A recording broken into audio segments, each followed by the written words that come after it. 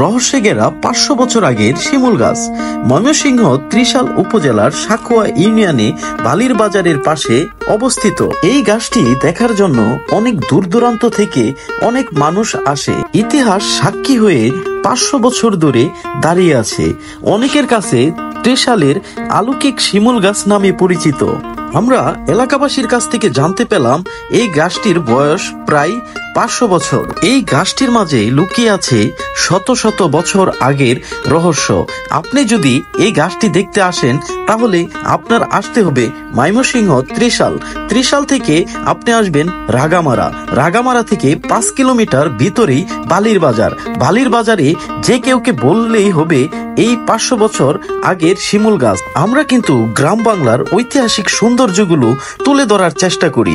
আপনার গ্রামে ঐতিহাসিক কি আছে অবশ্যই কমেন্টে জানাবেন। আমরা গিয়ে আপনার গ্রাম বাংলা নিয়ে ভিডিও করব।